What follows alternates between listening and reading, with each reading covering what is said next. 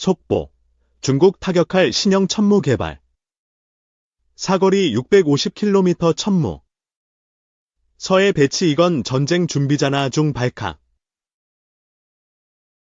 K-239 천무는 대한민국의 차세대 군단급 다연장 로켓 시스템으로 K-136 구룡을 대신할 목적으로 설계 및 제작되었습니다. 천무라는 명칭은 한자로는 하늘천, 우거질 무로 무수히 많은 로켓이 하늘을 덮는 모습을 상징하며 이 이름은 2011년에 국민들이 참여한 공모를 통해 선정되었습니다. 천무의 등장으로 군단의 화력 체계가 크게 변화하였습니다. 기존의 구룡에 비해 천무는 사거리, 활력, 정확도가 크게 향상되었고 이로 인해 군단의 작전 반경이 획기적으로 넓어졌습니다. K-239 천무의 도입으로 군단급 정찰 무인기와 함께 군단의 작전 반경이 크게 확대되었다는 평가를 받았습니다.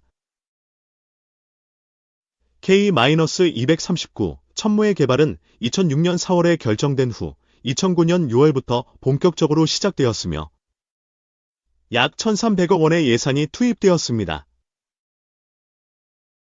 차체는 두산 인프라코어에서 K-239 리터 천무 발사대를 위해 새롭게 개발되었습니다. 그리고 2013년에는 개발이 완료되어 2015년부터 전방부대에 배치되기 시작했습니다. 천무의 구매 비용은 약 30억 원으로 차량과 발사대 플랫폼보다는 탄약체계가 주요 비용을 차지합니다. 천무는 미국의 M270 다연장 로켓 시스템의 운용 경험을 바탕으로 개발되었으며 또한 히머러스와 비슷한 기능을 가지고 있습니다. 천무의 발사 시스템은 M270의 운용 경험을 바탕으로 포대 구성, 운용 체계, 탄종 등이 유사하게 개발되었습니다. 대한민국에서 개발된 무기 중에서는 최초로 유압 실린더가 아닌 전기식 실린더를 사용하여 디지털 제어 시스템이 적용되었습니다. 이를 통해 고각과 방위각의 동시 구동이 가능해져 사격 반응 시간이 93초에서 16초로 크게 단축되었습니다. 또한 발사 후 재장전 시간도 약 160초로 M270ms의 260초보다 약 100초 가까이 빠릅니다. 최대 사거리는 300km에 이르며 이를 통해 원거리 목표물에 대한 공격이 가능하다는 장점이 있습니다.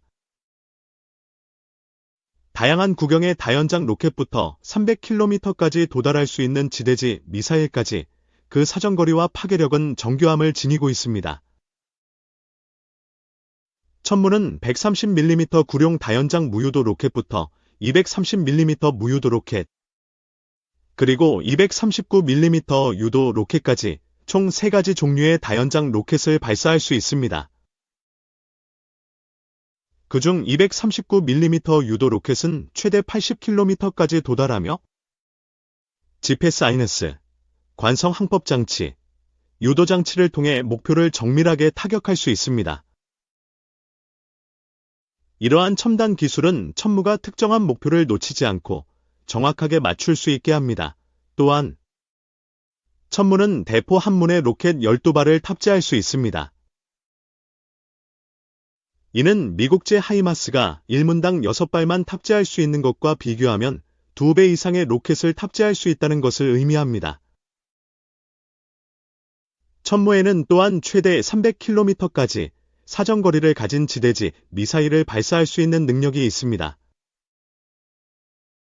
이 미사일은 북한의 장사정포 진지를 타격하기 위해 개발한 KSM, 한국형 전술지대지 미사일의 사거리를 180km에서 300km로 늘린 것입니다.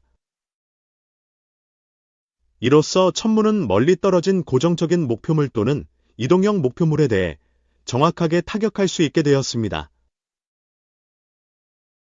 천무의 로켓탄에는 분산탄과 단일 고폭탄두가 포함되어 있습니다. 분산탄은 로켓탄이 공중에서 300개의 자탄을 분산시켜 뿌립니다. 이는 공중에서 뿌려진 자탄이 축구장 3배 크기의 영역을 덮어서 피해를 입힐 수 있다는 것을 의미합니다.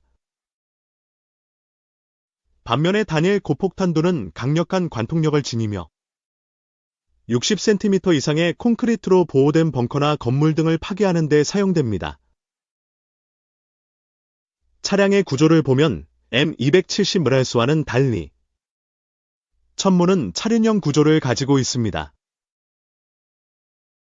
이 차량형은 생명 주기 비용, 운용 비용, 획득 비용을 절감하는 데 도움이 되며 포병 체계는 기갑 차량에 비해 야외 기동의 의존도와 요구 무게가 크지 않습니다.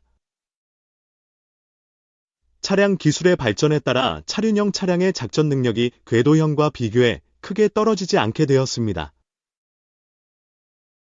대한민국 국군 역시 M270ms의 지원 차량인 M985 차륜형 탄약 수송 트럭을 운용한 경험이 있으며 이를 통해 M270과 유사한 야외 기동 능력을 가짐을 확인하였습니다. 천문은 K239L로 표기된 발사 차량과 K239T로 표기된 탄약 운반 차량으로 구성되어 있습니다. 천무의 크기는 M270ms보다 크며 이는 중형 전술 차량에 차축을 추가한 형태입니다.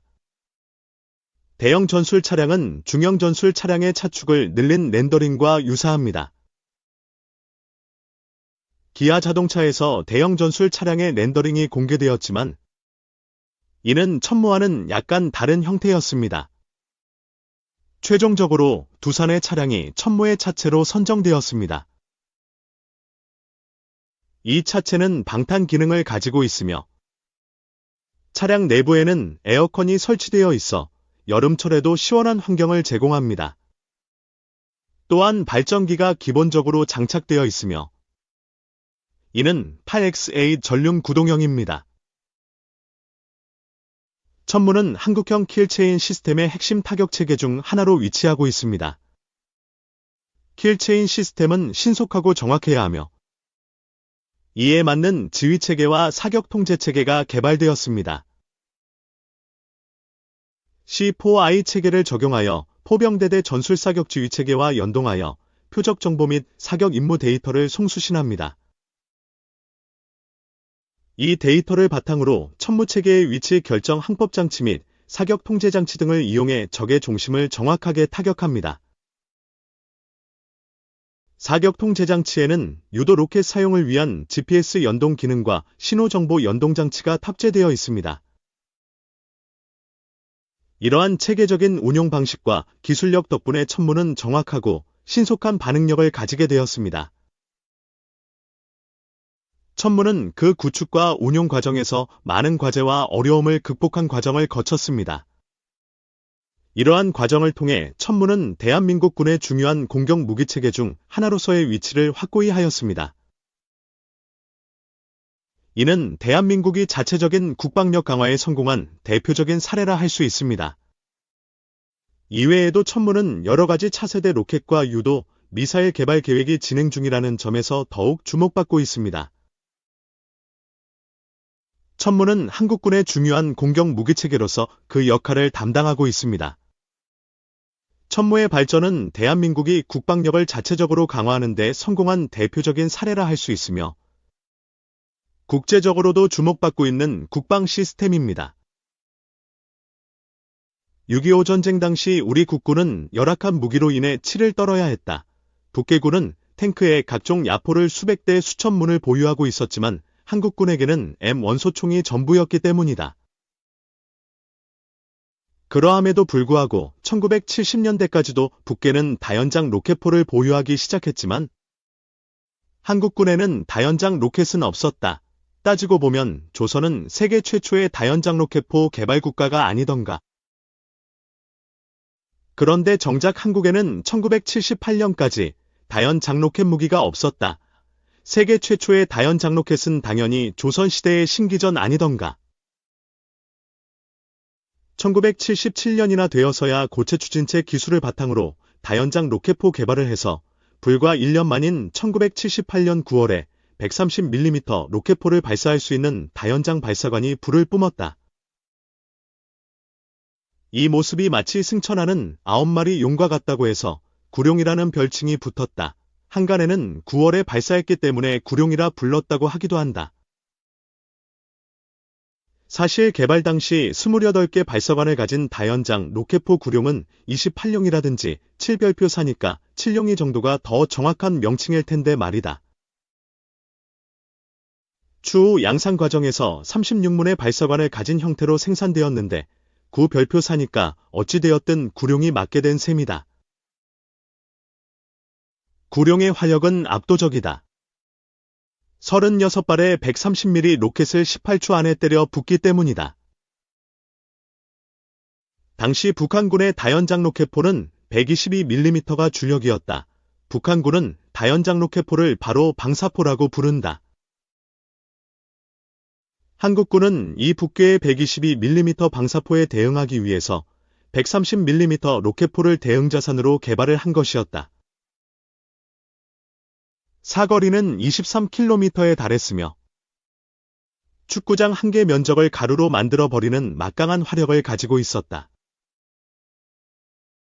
1988년 130mm 로켓포탄 개량 사업으로 사거리 23km에 불과하던 K-30-130mm 로켓포 대신 강화 추진체가 탑재되어 사거리가 36km로 늘어난 신형 130mm 로켓포탄인 K-33이 도입되었다. 추후 16,000개의 파편을 내장해서 살상력이 극대화된 K-38 버전도 존재했다. 발사관은 대우중공업이 생산했으며 로켓은 한화에서 생산했다.